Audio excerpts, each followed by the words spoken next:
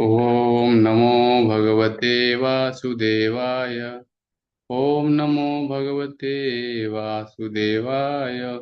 ओम नमो भगवते वासुदेवाय। नारायणं नमस्कृत्यं नरं चैव नरोत्तमं देवीं सरस्वतीं व्यासं ततो जयमुदीरयेत्। नष्टप्रायेषु अभद्रेषु नित्यं भागवत सेवया भगवती उत्तम श्लोके भक्तिर्भवती नष्टिके। कृष्णाय वासुदेवाय देवकी नंदनाय च नंदगोपकुमाराय गोविन्दाय नमो नमः। सर्वशास्त्राविधिपूषं सर्ववेदैकसत्फलं सर्वसिद्धान्तरत्नाढ्य सर्वलोकैकप्रद सर्वभागवत प्राण श्रीमद्भागवतो प्रभु कलिध्वान्तोदितदित्य श्रीकृष्ण परिवर्तित परमानंद पठाय प्रेम वर्ष छरायते सर्वदा सर्वसेव्याय श्रीकृष्णाय नमस्तुमे। मदेक बंधु मत्संगिन मद्गुरु मन्महाधन मन्निस्तारिक मद्भाग्य मदानंद नमस्तुते। असाधु साधुदायिन अतिनुच्चोत्तारिक आनमुंच कदाचिन्म प्रेमाहत कुंठ्यो गुरु। जय श्री कृष्ण चैतन्य प्रभु नित्यानंद श्री अद्वैत गदाधर श्रीवासादि गौर भक्तविंद। हरे कृष्णा कृष्णा कृष्णा हरे हरे हरे राम राम राम हरे हरे। हरे कृष्णा। तो सभी का स्वागत है इस्कॉन मंदिर बड़ौदा में ऑनलाइन क्लास में। तो आज हम जानेंगे कि प्रहलाद महाराज बहुत ही स्पष्ट तरीके से बताते हैं कि अगर मनुष्य जीवन मिला है तो हम अपना समय कैसे नष्ट कर रहे हैं। क्योंकि मनुष्य शरीर मिलना है तो दुर्लभ है। मान लीजिए किसी को आपको पशु का शरीर मिल जाए, किसी पक्षी का शरीर मिल जाए, किसी जलचर का शरीर मिल जाए, तो आप हरे कृष्ण महामंत्र जप कर सकते हैं क्या? बताइए। हाँ, भगवान की कथाओं का श्रवण नहीं कर सकते, जैसे हाथ में माला लेके जप नहीं कर सकते आप। हाँ, तो ये मनुष्य शरीर कितना दुर्लभ है। बहुत अच्छे से बताया गया है कि हमें अपनी इंद्रियों को भौतिक सुख बढ़ाने के लिए प्रेरित करने के इच्छुक न बन करके कृष्ण भावनामृत का अभ्यास करके आध्यात्मिक सुख पाने का प्रयास करना चाहिए। यही वास्तव में एक मनुष्य जीवन मिला है जानने के लिए कि आध्यात्मिक सुख कैसे हमें मिले। हाँ, न हम कोई नहीं चाहता है मरना। हाँ, जन्म जन्म मृत्यु जरा व्याधि ये चार कष्ट है। हाँ, जैसा कि प्रहलाद महाराज कहते हैं, यद्यपि इस मानव शरीर से तुम्हारा जीवन क्षणिक है किंतु है अत्यंत मूल्यवान। तो ये बहुत ही महत्वपूर्ण चीज है कि ये अत्यंत मूल्यवान है। हाँ, क्योंकि ये 84 लाख योनियों के बाद घूम फिर के हमको एक एक जीवन मिला है। हाँ, अतएव अपने भौतिक इंद्रिय भोग को बढ़ाने का प्रयास करने की अपेक्षा तुम्हारा कर्तव्य यह है कि अपने कार्यों को किसी न किसी तरह से कृष्ण भावनामृत से जोड़ो। तो स्पष्ट तरीके से यहाँ बता रहे प्रहलाद महाराज की कृष्ण भावनामृत जो है ये सुसुखम कर्तुम अव्ययम। हाँ, मनुष्य शरीर से ही उच्चतर बुद्धि आती है। चूंकि हमें उच्चतर चेतना मिली है इसलिए जीवन में हमें उच्चतर आनंद के लिए प्रयत्न करना चाहिए। यह आध्यात्मिक आनंद है। तो मनुष्य शरीर मिला है तो हमारी बुद्धि विकसित है, हमारी चेतना विकसित है, हमको मालूम चलता है कि हमें क्या सही है क्या गलत है। ये सारी चीजें हमें मनुष्य बुद्धि से यहाँ पे बताया गया है कि आध्यात्मिक आनंद प्राप्त करने के लिए मिला है। और इस आध्यात्मिक आनंद को कैसे प्राप्त किया जा सकता है ये प्रश्न है। ये प्रश्न वो है कि कैसे आपको मिलेगा। तो बताया गया है कि मनुष्य को चाहिए कि वह भगवान की सेवा में लीन रहे क्योंकि वे ही मुक्ति रूपी आनंद प्रदान करने वाले हैं।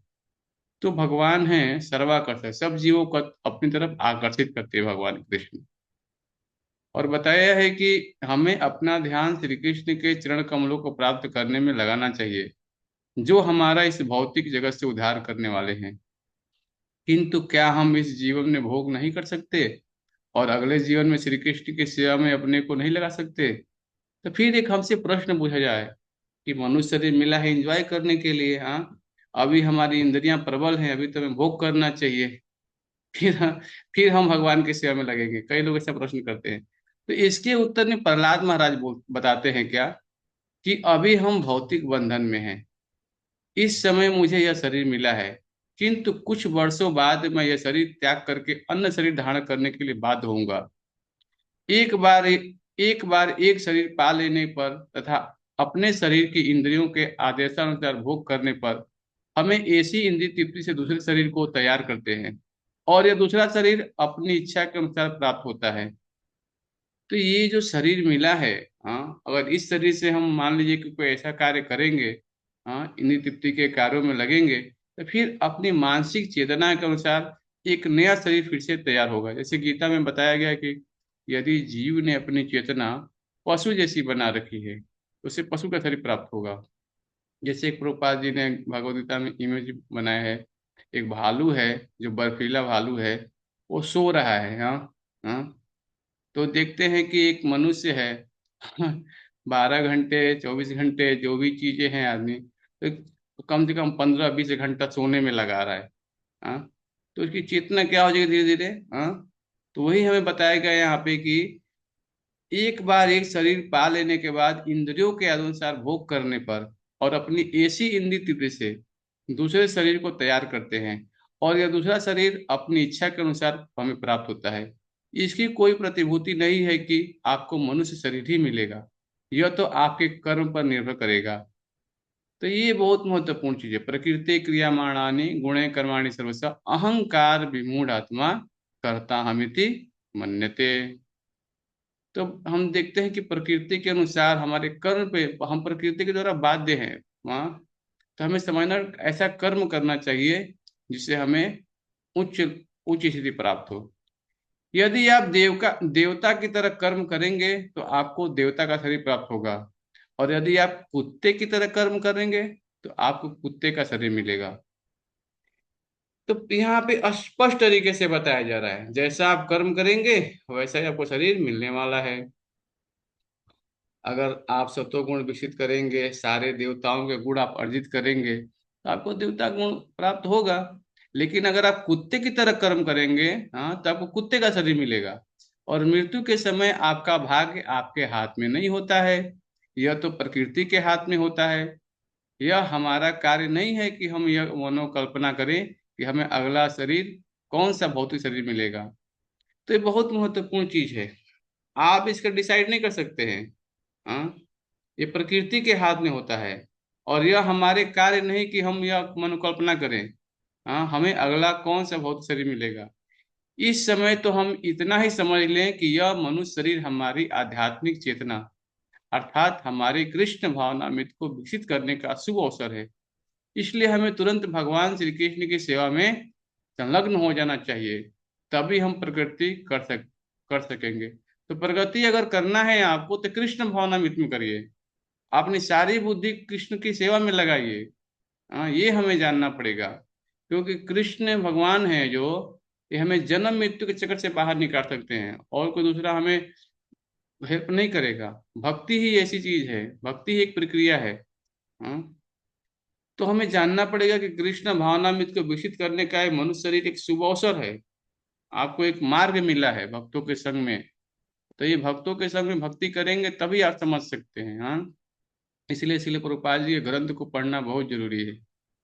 और खास करके कलयुग में जो जीव है, किसी के पास समय नहीं है, हाँ। तो देखिए, आपके पास भी है, अगर आप थोड़ा टीवी देखना कम कर दीजिए, मोबाइल चलाना कम कर दीजिए, हाँ, तो वही समय आप पुस्तक पढ़ सकते हैं थोड़ा, है ना। भक्तों के मुख से कथाएं सुन सकते हैं, मंदिर आके दर्शन कर सकते हैं, भगवान के मंदिर को सफाई कर सकते हैं। अनेकों प्रकार की सेवाएं हैं, जैसे हर व्यक्ति को अपने अलग अलग भगवान ने गुण दिया है, तो जो गुण आपको मिला है उसी गुण से आप भगवान की सेवा करिए। जो आपको भगवान ने बुद्धि दिया है, उस बुद्धि को कृष्ण भावनामृत में लगाइए, हाँ।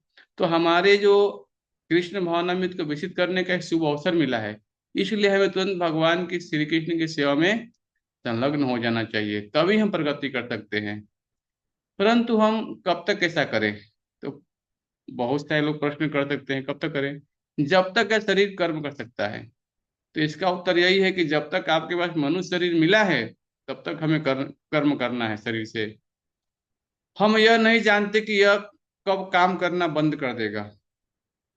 तो एक बात हमें जानना पड़ेगा, कोई 5 साल का बच्चा है और कोई 80 साल का बूढ़ा व्यक्ति है, मृत्यु पूछ के नहीं आएगी आपको। हाँ कि चलो 5 साल का बच्चा है, इसको भी मृत्यु हानि नहीं, चाहे 80 साल का बूढ़ा है, मृत्यु कभी भी किसी की आ सकती है ना।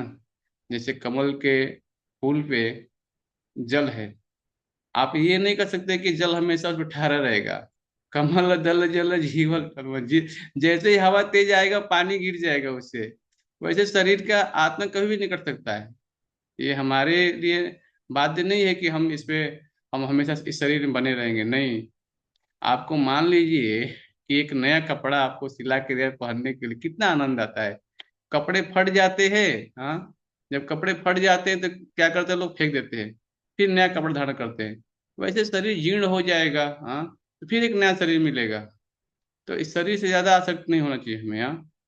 महान संत परीक्षित महाराज को तो 7 दिन का समय मिला था, और 1 सप्ताह में तुम्हारा शरीर पात हो जाएगा। 1 सप्ताह के में बताया गया था कि उनका शरीर नष्ट होने वाला है, महाराज परीक्षित का। किंतु हम नहीं जानते कि हमारा शरीर कब पात हो जाए, यानी हमारा मृत्यु कब आ जाएगा, हम नहीं जानते हैं। परीक्षित महाराज को तो मालूम चल गया था, मान लीजिए आप, कि 7 दिन में उनको श्राप मिला था। लेकिन हमारा क्या है बताइए, हाँ। हम नहीं जानते हैं, हमारा कोई डेट फिक्स नहीं है, हाँ। कभी भी शरीर से आत्मा निकल सकता है। तो हम जब भी सड़क पर होते हैं तो अकस्मात दुर्घटना हो सकती है। हमें सदैव तैयार रहना चाहिए। मृत्यु सदैव उपस्थित रहती है। हमें आशा वाहिता से यह नहीं सोचना चाहिए कि हर कोई मर रहा है किंतु मैं तो जीवित रहूंगा। यदि हर कोई मरता है तो फिर आप क्यों जीवित रहेंगे? शिल प्रभुपाद जी बहुत अच्छा प्रश्न कर रहे हैं यहाँ पे। अगर हर व्यक्ति मर रहा है तो आप क्यों जीवित रहेंगे बताइए, हाँ। हर कोई मरता है तो हम क्यों जीवित रहेंगे? आपके पितामह मरे हैं, आपके प्रपितामह भी मरेंगे, अन्य संबंधी गण भी मरे हैं, तो फिर आप क्यों जीवित रहेंगे? आप भी मरेंगे, हमारी संतानें भी मरेंगी। अतएव इसके पूर्व की मृत्यु आए, जब तक यह मानवीय बुद्धि है, हमें कृष्ण भावनामृत में जुट जाना चाहिए। और प्रहलाद महाराज की यही संस्कृति है। तो ये जो चीजें हैं ना, ये मनुष्य जीवन को हमें जगाने के लिए मिल रहा है कि मनुष्य जीवन कितना दुर्लभ है। अब कोई मान लीजिए करोड़पति व्यक्ति है, अरबपति व्यक्ति है, बहुत धनी व्यक्ति है, मान लीजिए बहुत सारा पैसे है उसके पास, लेकिन वो पैसे लेके अभी मान लीजिए आईसीयू में भर्ती हो गया, और डॉक्टर को बोल रहा है क्या, केवल मुझे 1 घंटा जीवित कर दीजिए, मैं आपको लाखों डॉलर दूंगा। हाँ, तो बताइए, मृत्यु पूछ के थोड़े आने वाले, कभी भी आत्मा निकल सकता है, हाँ। डॉक्टर क्या बचाएगा आपको? हाँ, मृत्यु सर्व हरत चाहम, भगवान बोलते हैं मैं मृत्यु को रूप पाऊंगा, सब कुछ छीन लूंगा आपका। इससे पहले कि आप शरणागत नहीं होंगे, तो आप समझिए विज्ञान को पहले, हाँ। प्रहलाद महाराज बोल रहे हैं आपके कि आपके संबंधी गण अनेकों लोग मर गए, तो हम भी मरने वाले हैं। इसीलिए जो बुद्धि होती है ना, इसे कृष्ण भावनामृत में लगाना चाहिए। मानवीय बुद्धि मिला है तो हमें कृष्ण भावनामृत में जुड़ जाना चाहिए। और प्रहलाद महाराज यही स्तुति करते हैं। हम नहीं जानते कि यह शरीर कब काम करना बंद कर देगा, अतः हमें तुरंत ही कृष्ण भावनामृत में प्रवृत्त होकर के उसी के अनुसार कर्म करना चाहिए। किंतु यदि मैं तुरंत कृष्ण भावनामृत में लग जाऊंगा तो मेरी जीविका कैसे चलेगी? इसकी व्यवस्था है। मुझे आप लोगों से अपने एक शिष्य के विश्वास के विषय में वर्णन करते हुए अत्यंत प्रसन्नता हो रही है। उससे असहमत एक अन्य शिष्य ने कहा, तुम इसकी देखरेख नहीं करते कि प्रतिष्ठान को कैसे चलाया जाए। इस पर उसने उत्तर दिया, अरे श्री कृष्ण सब प्रदान करेंगे, यही अति उत्तम विचार है। इसे सुनकर मैं हर्षित हुआ। यदि कुत्ते, बिल्ली तथा सूकर भोजन पा सकते हैं, तो क्या श्री कृष्ण हमारे भोजन का प्रबंध नहीं करेंगे? यदि हम पूरी तरह से कृष्ण भावना भावित हो जाएं और उनकी सेवा करते रहें, तो क्या कृष्ण कृतज्ञ है? नहीं। तो श्री प्रभुपाद जी बता रहे हैं कि जो संसार में जीव है, कुत्ता है, बिल्ली है, सूकर है, क्या उसको भोजन नहीं मिलता है क्या? नहीं मिलता है, प्रकृति उसे सब कुछ देती है, हाँ। तो मनुष्य शरीर मिला, अगर भगवान की सेवा में लगेंगे तो क्या आपको भगवान खाने को नहीं देंगे? जरूर मिलेगा। तो यही चीज हमें बताया गया है कि श्रीमद् भगवद गीता में भगवान कहते हैं, हे अर्जुन, मैं सभी पर समभाव रखता हूँ, मैं किसी से ईर्ष्या नहीं करता हूँ, और न ही कोई मेरा विशेष मित्र है, किंतु जो कृष्ण भावनामृत में संलग्न रहता है उसकी मैं विशेष ध्यान रखता हूँ। तो भगवान स्पष्ट बता रहे हैं कि जो भी कृष्ण भावनामृत सेवा में लगा है, हाँ, भगवान उसका विशेष ध्यान रखते हैं। चूंकि एक छोटा सा बालक अपने माता पिता की कृपा पर पूरी तरह से आश्रित रहता है, अतः वे उस बालक पर विशेष ध्यान रखते हैं। यद्यपि माता पिता सारे बालक पर समान रूप से दयालु होते हैं, किंतु वे छोटे छोटे बालक जो सदैव माँ माँ चिल्लाते रहते हैं उन पर विशेष ध्यान दिया जाता है। क्या है मेरे लाल, बोलो। यह स्वाभाविक है। तो हम देखते हैं जो छोटे बच्चे होते हैं, हाँ, स्वभाव के रूप से माता उनको हमेशा गोद में लेके खेलती रहती है, बच्चे को ये ला दो वो ला दो। तो हम देखते हैं संसार में कितने भी माता पिता जो भी हैं, गृहस्थ भक्त जो भी हैं, कितने सारे ध्यान रखते हैं बच्चे का। उसी प्रकार से भगवान श्री कृष्ण यहाँ बता रहे हैं कि जो कृष्ण भावनामृत में संलग्न रहता है उसका मैं विशेष ध्यान रखता हूँ। हाँ, हमें विश्वास होना चाहिए इस बात पे। यदि आप उन श्री कृष्ण पर पूर्णतया आश्रित हैं जो कुत्तों, पक्षियों और पशुओं को 84 लाख योनियों के जीवन को भोजन प्रदान करते हैं, तो फिर वे आपको भोजन क्यों नहीं देंगे? तो हम देखते हैं शिल प्रभुपाद जी स्पष्ट तरीके से यहाँ पे बता रहे हैं कि 84 लाख योनियां हैं मान लीजिए, और 84 लाख योनियों में जितने भी कुत्ते हैं, पक्षी हैं, पशु हैं, जलचर हैं, जो भी जीव हैं, हाँ, भगवान सबको जीवों को भोजन प्रदान कर रहे हैं। तो क्या आपको भोजन नहीं मिलेगा? मिलेगा। यही हमें विश्वास होना चाहिए। यह धारणा समर्पण का लक्षण है। किंतु हमें यह नहीं सोचना चाहिए कि श्री कृष्ण मुझे भोजन दे रहे हैं अतः मैं अब सो जाऊंगा। आपको बिना भय से कार्य करना है। आपको श्री कृष्ण के लालन पालन तथा संरक्षण पर पूर्ण विश्वास रखते हुए कृष्ण भावनामृत में पूरी तरह से लग जाना चाहिए। आइए हम अपनी आयु की गणना करें। इस युग में ऐसा कहा जाता है कि हम अधिक से अधिक 100 वर्षों तक जीवित रह सकते हैं। पहले सतयुग में और फिर सतोगुण में के युग के लोग 1 लाख वर्षों तक जीवित रहते थे। तो सतयुग की जो आयु थी, जितने भी लोग थे उनकी आयु थी 1 लाख वर्ष तक। अगले त्रेता युग में वे 10,000 वर्षों तक जीते थे, और किंतु उसके बाद युग द्वापर युग में 1,000 वर्ष तक हो गए। तो हम देखते थे कि सतोगुण था, पहले सतयुग में जितने भी व्यक्ति थे सब सतोगुण में रहते थे, और 1 1 लाख लोग वर्ष तक जीवित थे, सोचिए। और त्रेता युग में 10,000 वर्ष तक आयु थी। हाँ, और जैसे ही द्वापर युग आया उसकी मनुष्यों की आयु कितना हो गई? 1,000 वर्ष तक। और इस कलयुग में जो अनुमान 100 वर्ष तक का है, अब आज बताइए कौन 100 वर्ष तक जी सकता है? हाँ, इस शहर में जहाँ पे हम हैं, कहीं भी समर में शहर में देखिए, ज्यादा ज्यादा 40 50 60 70 जाते जाते हमारा जो जीवन है एकदम वृद्ध जैसा हो जाता है। कमर में दर्द, घुटने में दर्द, हाँ, ये बीमारी, अनेक प्रकार की बीमारियां हैं। अभी हमें प्रकृति एक एक वायरस जैसी बीमारी आ रही है। तो इस कौन जीवित रह सकता है 100 वर्ष तक? बताइए, कलयुग का 100 वर्ष का है। भागवतम में आता है कि आगे जाके लोग 20 से ज्यादा जी नहीं पाएंगे, 20 वर्ष तक लास्ट टाइम हो जाएगी। तो हम समझ सकते हैं कि कलयुग बहुत ही तेजी से क्या हो रहा है? अग्रसर हो रहा है। किंतु जैसे जैसे कलयुग अग्रसर होगा हमारी आयु और भी घटती जाएंगी। यह हमारी आधुनिक सभ्यता की तथाकथित उन्नति है। आज बोल रहा है विज्ञान में बहुत उन्नति कर रहा हूँ, बहुत उन्नति कर रहा हूँ। हाँ, एक एक मिसाइल ऐसा बना रहा है, ऐसे परमाणु बम बन रहे हैं कि 1 सेकंड में छोड़ो हजारों लाखों लोग मर जाएंगे।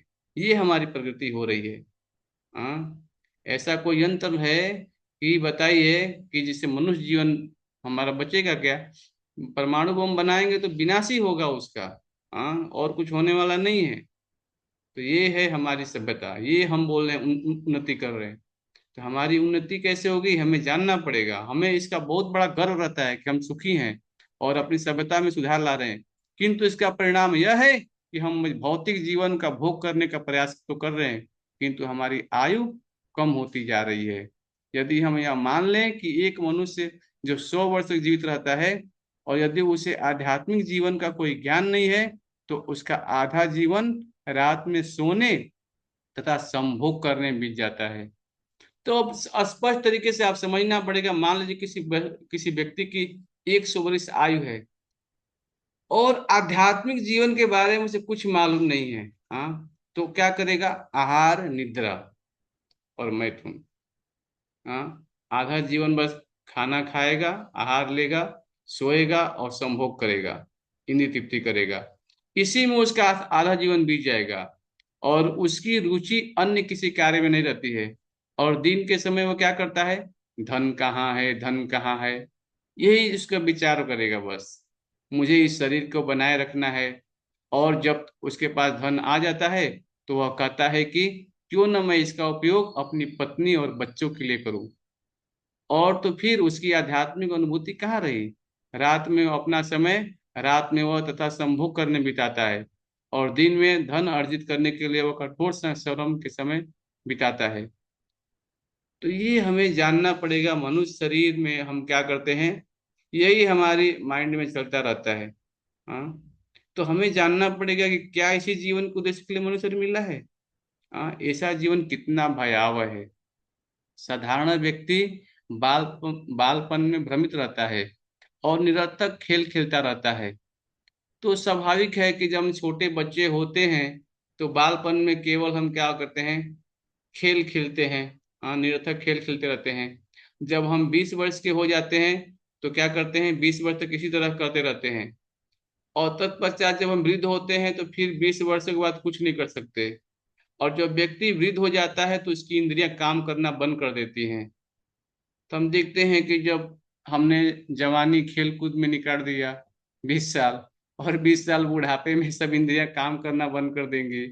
अनेक वृद्ध व्यक्तियों को हम देखते हैं, वे विश्राम करने के अतिरिक्त कुछ भी नहीं करते। अभी अभी हमने एक चीज से एक पत्र लिखा है, श्री प्रभुपाद जी बोल रहे हैं, जिसमें सूचित किया गया है कि उसकी दादी को लकवा मार गया था। गत साढ़े साढ़े 3 वर्षों से वो कष्ट भोग रही थी। तो वृद्धावस्था में 80 वर्ष की आयु के समय सारा काम ठप हो जाता है। तो ये देखते हैं कि जो जीवन है, मनुष्य जीवन, 20 वर्ष हमने खेलने कूदने में निकाल दिए, पढ़ाई में जो भी चीज है, और बुढ़ापा में कितना सारा कष्ट है। इसीलिए हमें प्रारंभ से लेकर 20 वर्ष की आयु तक के से जो हम सारा समय नष्ट कर रहे हैं ना, यदि आप 100 वर्षों तक जीवित भी रहें तो जीवन की अंतिम अवस्था में 20 वर्ष भी नष्ट ही हो जाएंगे। इस तरह हमारे जीवन के 40 वर्ष तो ऐसे नष्ट हो जाएंगे। और बीच की आयु में हमने यौन क्षुधा इतनी प्रबल होती है कि इसमें भी 20 वर्ष नष्ट हो जाते हैं। तो हम देखते हैं कि 20 वर्ष है जो गृहस्थ जीवन, जो भी चीज है, हमारी यौन इच्छा, हमारी इंद्रिय तृप्ति करने की इतना प्रबल इच्छा होती है कि इसमें भी 20 वर्ष निकल जाएगा। हाँ, हम अपने इंद्रियों को इतना प्रबल रहती है कि व्यक्ति यौन क्षुधा को इतनी प्रबल होता है कि 20 वर्ष उसमें उसमें भी निकल जाएगा। इस तरह 20 वर्ष, 20 वर्ष, 20 वर्ष, हाँ, कुल 60 वर्ष तो ऐसे नष्ट हो जाएंगे। फिर जीवन का एक विशेष लक्ष्य जो हमें श्रील प्रभुपाद जी के जो ग्रंथ है स्पष्ट तरीके से बता रहे हैं। फिर प्रहलाद महाराज यहाँ बता रहे हैं कि हमें अपने जीवन को कृष्ण भावनामृत की उन्नति करने में न लगा कर चौपट कर रहे हैं। तो अब हम कृष्ण भावना में इतनी बुद्धि नहीं लगाएंगे तो क्या होगा? हाँ, आपके जीवन ऐसे ही चला जाएगा। हाँ, जीवन का यह विशेष लक्ष्य प्रहलाद महाराज द्वारा दिया गया है। हमें अपने जीवन को कृष्ण भावनामृत में उन्नति करने में न लगा करके इसे हम चौपट कर रहे हैं, यानी बेकार कर रहे हैं। तभी मौका मिला है, भगवान ने बुद्धि दिया है, तो हमें क्या करना चाहिए? इस बुद्धि का प्रयोग करना चाहिए। नहीं तो क्या होगा? फिर हम, हाँ, जो मेन समस्या उसे हम भूल जाएंगे। तो हमें क्या करना चाहिए? नियमित रूप से भगवान के नाम का जप करना चाहिए। हरे कृष्णा कृष्ण कृष्ण हरे हरे, हरे राम राम राम हरे हरे। तो अगर नियमित रूप से हम भगवान के नाम का जप करेंगे ना, ये आध्यात्मिक धन है। आप भक्ति करेंगे ना, इसको चोर चुरा नहीं सकता है आपके धन को। ये आपका धन क्या है? जैसे आपको ये खजाना है ना आपका, ये किसी भी शरीर में चले जाएंगे ना आप, तो भगवान की स्मृति आपकी बनी रहेगी। हाँ, तो इसलिए भक्ति है क्या? वो ये आध्यात्मिक खजाना है। और आपको ऐसा आध्यात्मिक शरीर मिलेगा हाँ, जिसमें आपको सच्चित आनंद, हाँ, भगवान के धाम में जो जीव है वहां पे सूर्य की जरूरत नहीं है, चंद्रमा की जरूरत नहीं है। न तद भासते सूर्यो न शशांको न पावक यद गत्वा न निवर्तन्ते तद धामम परमम मम। जितने भी वहां पे सूर्य चंद्रमा की जरूरत नहीं, भगवान बोलते हैं सारे जीव आनंद में हैं। हाँ, तो ऐसा शरीर हमें प्राप्त करना चाहिए जैसे नारद मुनि को मिला था। हाँ, किसी भी ब्रह्मांड में किसी भी समय चले जाते हैं, उनका शरीर ही प्लेन जैसा हो गया, सोचिए। अभी हमें टिकट का खर्चा करना पड़ता है जाने के लिए। तो भक्ति इतनी प्रबल है कि अगर भक्ति मनुष्य करेगा तो उसे आध्यात्मिक चीज मिलेगा, आध्यात्मिक शरीर मिलेगा। बुढ़ापा नहीं आएगी, बीमारी नहीं आएगा, कष्ट नहीं होगा। कौन चाहता है? कोई नहीं चाहता संसार में। इस शरीर से हमें कोई नहीं चाहता है, हाँ, कि हमें बीमारी आए, बुढ़ापा आए, कष्ट आए। इसका केवल एकमात्र उपाय है, हाँ, कि हमें कृष्ण भावनामृत को जाने। और इसका सरल विधि बनाने के लिए चैतन्य महाप्रभु आए। आज तो भारत भूमि में जन्म लेने के बाद लोग चैतन्य महाप्रभु को भी नहीं जानते। चैतन्य महाप्रभु कौन है? चैतन्य महाप्रभु स्वयं भगवान श्री कृष्ण है। हाँ, ये हरे कृष्णा आंदोलन जो है चैतन्य महाप्रभु के निर्देशन में चल रहा है। जो भगवान कृष्ण की भक्ति कैसे करना है वो हमें सिखा रहे हैं। स्वयं भगवान भक्त के रूप में आए। अभी उत्तर प्रदेश में चले, बहुत कम लोग हैं जो जानते हैं चैतन्य महाप्रभु को। तो हमें जानना पड़ेगा कि चैतन्य महाप्रभु स्वयं आए हैं, हाँ, हमें बताने के लिए। जीव जागो गोरा चांद बोल, कत निद्रा जाओ माया पिशाचिर जोड़। हम माया की गोद में सो रहे हैं दिन रात, हाँ। इस माया रूपी पिचासी से हमें जाग करके भगवान के नाम का जप करना चाहिए। हाँ, तो भगवान की विशेष कृपा है, उन्होंने भगवान का जो आध्यात्मिक खजाना लेके आए। सोचो, हरे कृष्ण महामंत्र है, आध्यात्मिक खजाना है। मान लीजिए आपको सोना कहीं पड़ा मिल जाए आपको, हाँ, तो क्या करेंगे? तुरंत आप उठ उसको ले लेंगे। तो ये आध्यात्मिक खजाना है, हाँ। इसकी हम तुलना नहीं कर सकते, लेकिन हमें जानना पड़ेगा कि आध्यात्मिक खजाना है। गोलोक प्रेम धन हरि नाम संकीर्तन। हाँ, चैतन्य महाप्रभु ने आध्यात्मिक खजाना सबके लिए ले लो भैया। जहां भी मिले तुरंत ले लो इसको। हाँ, हरे कृष्णा कृष्ण कृष्ण हरे हरे, हरे राम राम राम हरे हरे। चलते फिरते कहीं भी आप नाम ले सकते हैं। देखिए, नाम लेने में क्या है? गाड़ी में जाइए, भगवान के नाम का जप करिए। ट्रेन में यात्रा कर रहे हैं, बस में यात्रा कर रहे हैं, चलते फिरते भगवान के नाम का जप करते रहिए। इसमें क्या पैसा लगने वाला है? मुंह से आपका नाम निकलते रहेगा तो आपका शुद्धिकरण होगा। तो यही बहुत जरूरी है, भगवान के नाम का जप करें, भगवद गीता भागवतम पढ़ें, भक्तों का संग करें, और कृष्ण भावना में जहाँ जहाँ है, इस्कॉन के मंदिर है, भक्तों के साथ आए, जुड़े और भगवान का नाम ले। हरे कृष्ण।